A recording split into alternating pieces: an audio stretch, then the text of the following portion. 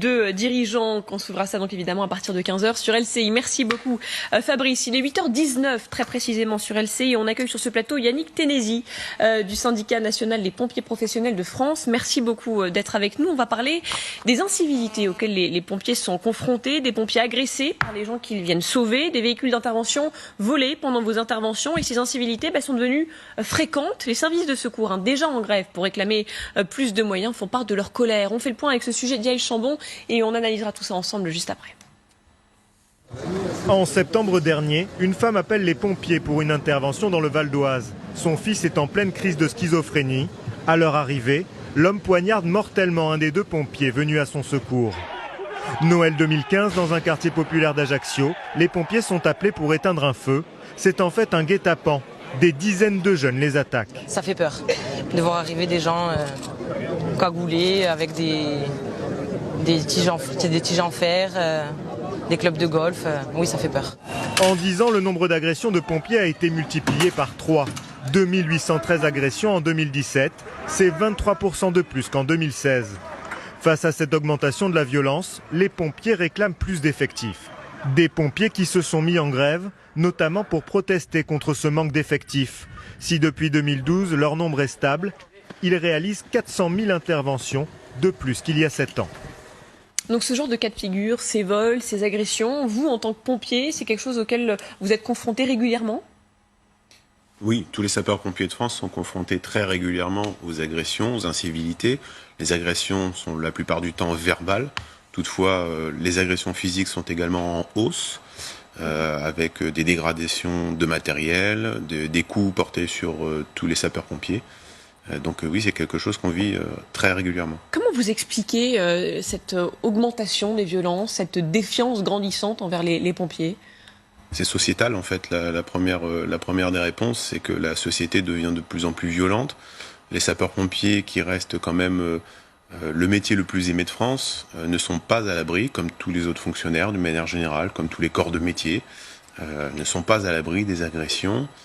Et en fait, c'est un défouloir ou du vandalisme ou vraiment de la violence gratuite. Mais par les personnes, même parfois, que vous venez secourir, c'est ça qui peut surprendre. Oui, tout à fait.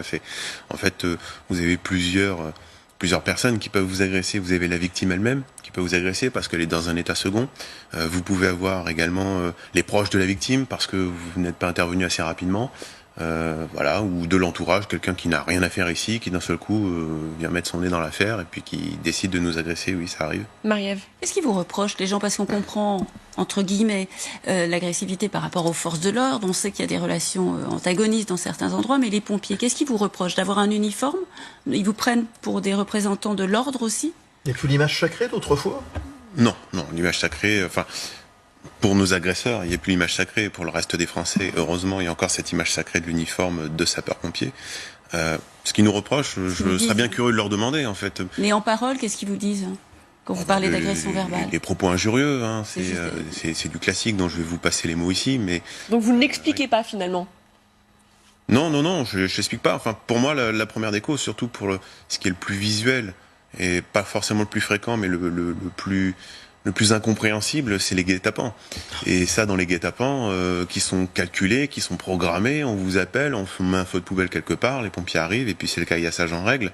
Ça, c'est vraiment préparé. Là, pour le coup, c'est de l'agressivité, de l'incivilité violente, incompréhensible. Alors ça peut mener à des situations extrêmement graves. On se souvient de la mort de ce pompier le 4 septembre 2018. Il avait été appelé par un homme en crise de démence à Villeneuve-Saint-Georges. Il avait été tué. Suite à ça, vous aviez demandé à ce que des policiers vous escortent lors de votre intervention, de vos interventions. Qu'en est-il? Cette réponse, cette solution-là n'a pas été mise en place? Non. Alors, la première des choses que nous demandons, c'est d'être en sécurité nous-mêmes avec le nombre. Le nombre fait aussi la force. Lorsque vous avez 3, 4, 5 pompiers face à vous, l'agression est déjà plus difficile. Nos sous-effectifs chroniques nous empêchent très clairement d'avoir ce nombre, sous-effectifs en intervention, sous-effectifs de garde. Et lorsqu'on demande au moins le concours de la sécurité publique, c'est-à-dire la police, pour nous aider sur ces interventions, eux-mêmes sont débordés et ne peuvent pas venir en même temps que nous, et donc ne viennent pas, ou viennent en retard, et l'agression s'est déjà passée. Autant il y a des interventions où on sait qu'il va y avoir des incivilités, on sait qu'il y a eu des violences urbaines, à ce moment-là, on donne rendez-vous à la police quelque part avant de se rendre sur intervention. Toutefois, lorsqu'on a une perception d'un risque imminent, avec une propagation d'incendie, par exemple, à un immeuble, alors que ça part d'un feu de voiture ou d'un feu de poubelle, eh bien, on est obligé d'y aller sans la police. Sans la police. Et malgré tout, en face, c'est toujours le même accueil. Vous demandez quoi? Donc plus de moyens, plus d'effectifs? Alors, le côté sociétal, on ne le changera pas, ça c'est clair. Nous, on demande des effectifs en nombre pour pouvoir assurer notre propre sécurité. Le concours de la force publique, effectivement, pour pouvoir assurer notre sécurité.